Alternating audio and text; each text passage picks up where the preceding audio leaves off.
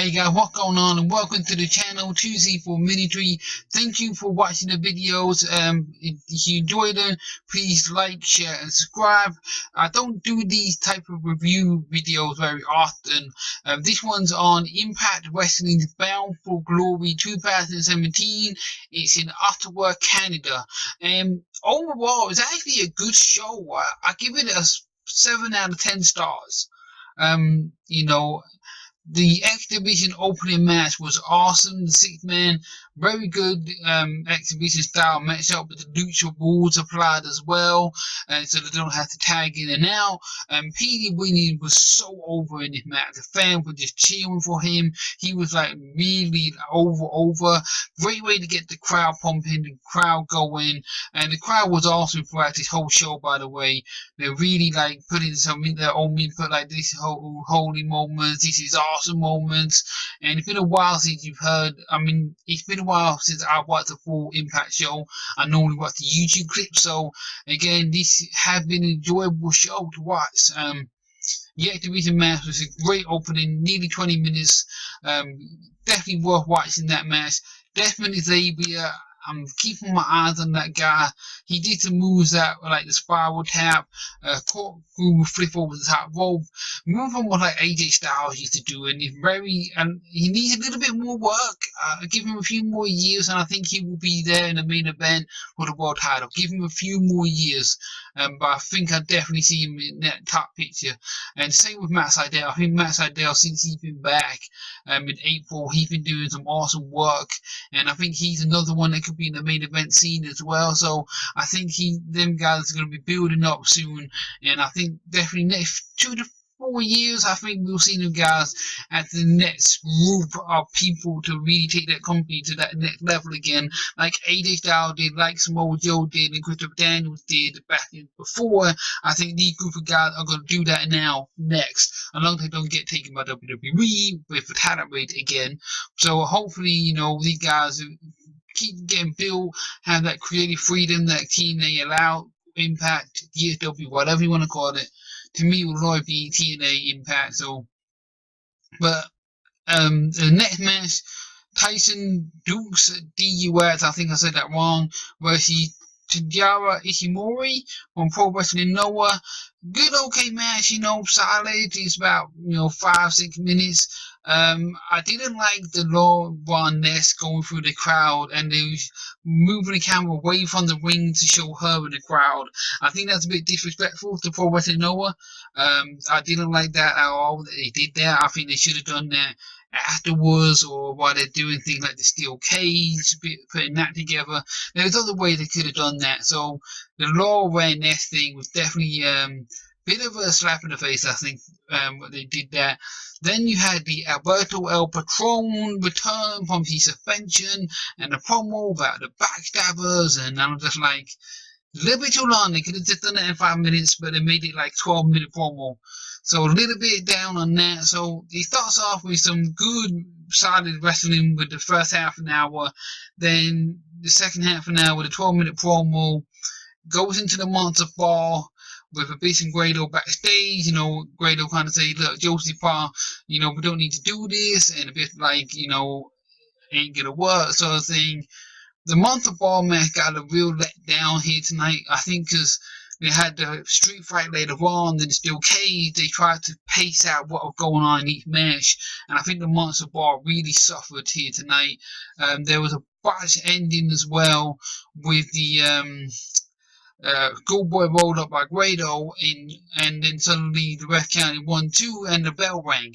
The bell keeper went a little bit too quick and didn't realize the ending, and then a bitch does a black hole slam into a barbed wire board, but it was slightly, I think, boxed. I don't think he got the full weight of Grado properly to slam. So it was a little bit box finish there. The interference with Rosemary and Laurel Van Ness telling the story about Abyss and the World maybe being a part of Decay. You know, it was okay. It was alright. And I know it wasn't a great matchup, but it's an okay. It wasn't the best. It's a shame with the box ending. I think he could have worked a little bit more.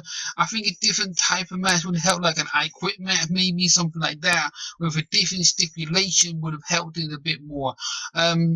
Then we go on to the Team AAA versus Team Mexico. Sorry, but Team AAA versus Team Impact. This was a good solid 6-man tag. There's nothing really wrong with it. Bit slow in some of the communication between people, I think. I don't know if the language barrier between everyone, or there's certain bits of the moves that was like, the pace of it was a bit. But EC3 did awesome heel work in this, where he refused to tag in for the first half of the match. You know, it was definitely good solid work between all 6 guys. Overall, Team Impact wins. EC3 tags in James Storm for the last call super kick. Saying good work overall. This match really helped build up the fans after the Monster Ball matchup, so it helped the fans get a bit more piped up again. It was definitely a good solid match. Then we get the Women's Championship matchup, Serena versus Gail Kim and Ali. Gail Kim won the Knockout title for the first time when they debuted it 10 years ago at Bound for Glory. So this is the 10th anniversary of the Knockout title, which is pretty awesome. Also, it was in Canada, Gail Kim's home country, and she won it. Okay, some people disagree with that, but at the same time, you know, she's been a part of that Knockout division. This is her last Bound for Glory.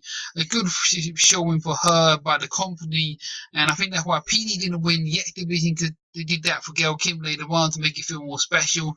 Overall, you know, I'm happy that he did that for Gail Kim to show her, you know, this is what you mean to us.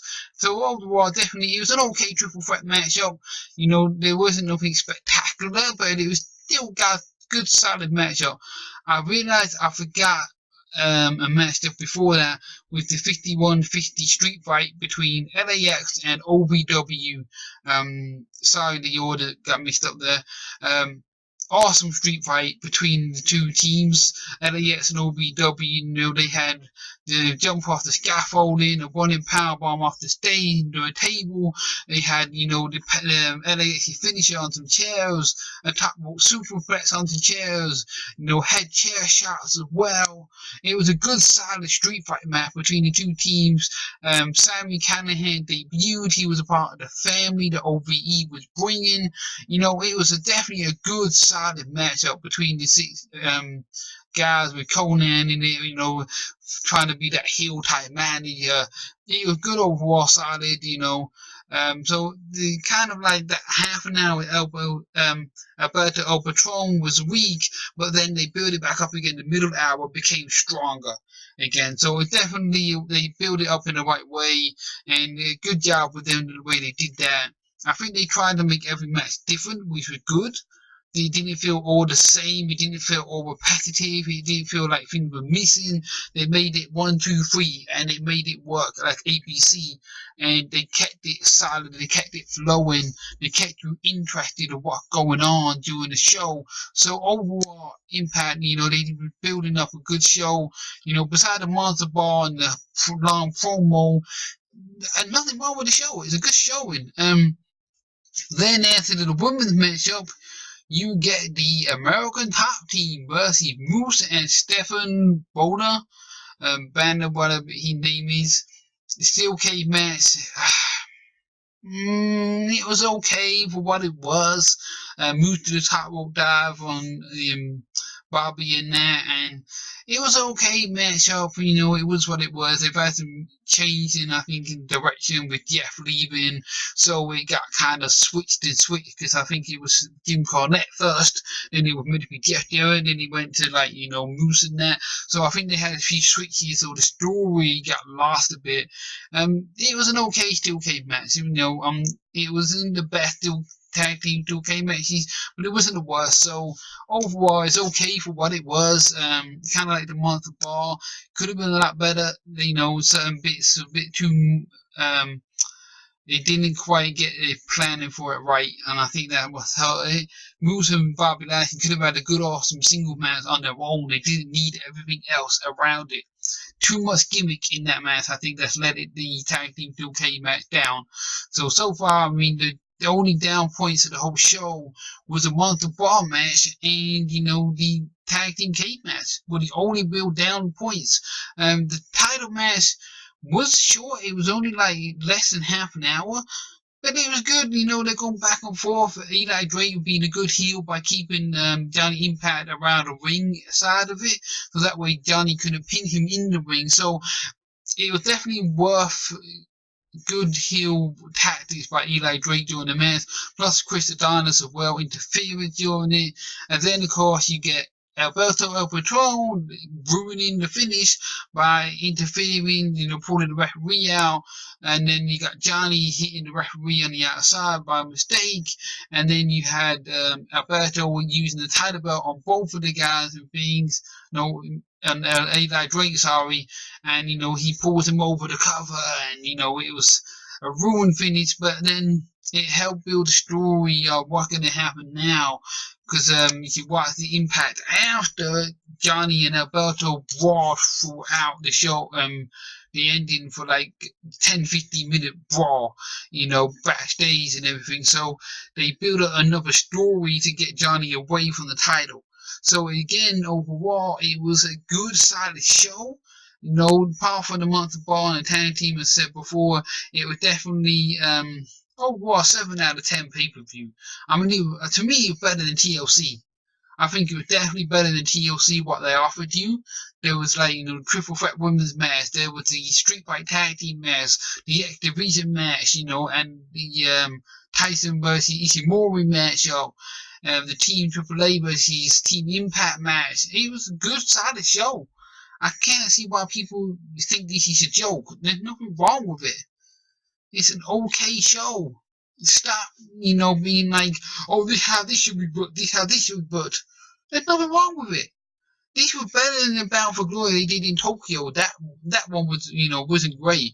This was definitely, everyone stepped their game up here tonight. It was a good, solid show. Watch it more with an open mind, not listening to internet marks or whatever about, oh, this is a joke of a show, this is a joke of a company, blah, blah, blah, blah, blah, blah. Coming from the UK, this is a good show. I don't mind it. I can watch it again. Especially compared to TLC, WWE pay-per-view recently, this is definitely a better show, and you got a lot more chairs and things in it compared to the main event, just saying, so overall, this was definitely a good showing, a good pay-per-view, and definitely a good crowd. The commentary is definitely on point tonight as well. They're talking about how Trevor Lee was part of PWG Bowler last year, so they made references to other companies, the partnership with No One AAA. They're really building up, that network, and I gotta give it to Impact for doing a good show here tonight. Well done to Impact. It's definitely 7 out of 10 to me. I don't mind it. I would watch it again because it's decent. It was a decent pay-per-view for what the price they had in terms of funding, money, and all that. It's in Canada as well. Different crowd, different bands compared to normal, and they really made the effort there tonight. They made it felt special. They made it mean something. So good showing. Hope you guys have a great week. God bless you all. Good night.